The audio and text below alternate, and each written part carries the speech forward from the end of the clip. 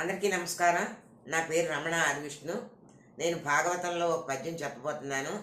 ఇది మీకు నచ్చినట్లయితే నా ఛానల్ ఓపెన్ చేసి సబ్స్క్రైబ్ చేయండి. కృష్ణం వందే జగద్గురు. శ్రీనాథుడు, పోతనామాచులు బావ బామ్మర్దులు. వ్యాసుల వారి భాగవతాన్ని తెలుగులో సంస్కృతంలో రచించారు. దాని సామాన్య మానవులకు అర్థమయ్యేలాగా పోతనామాచుడు తెలుగులో అనువదించారు.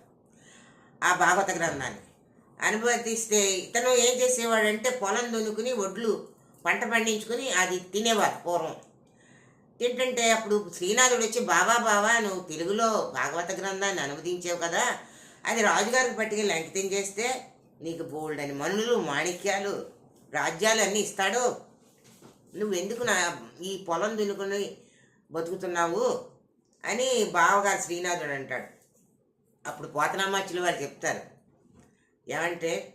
ఏంటంటే బాలరసాల సాల నవపల్లవ కోమల కావ్యకన్యకం కోళ్ళలకిచ్చి అప్పడుపు కూడు భుజించుట కంటే సత్కవుల్హాలికులైననేమి గహనాంతర సీమల కందమూల కౌద్ధాలికులైననేమి నిజదార సుతోదర పోషణార్థమై అంటాడు.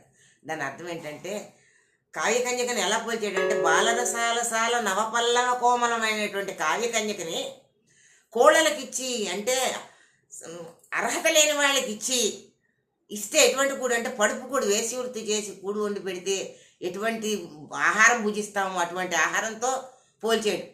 అటువంటి పడుపు కూడు భుజించడం కంటే మంచి కవులు పొలం దున్నుకుని తింటే ఏమైంది, కందమూలాలు తింటే ఏమైంది, భార్యా బిడ్డలు పోషించుకోవడానికి ఇప్పుడు అంత అవసరమా బావా అని అంటాడు. ఆ పద్యం ఈ రోజు వరకు కూడా అలా ప్రాచుర్యంలో ఉన్నది. దాని అర్థం అది. మీకందరికీ నమస్కారం.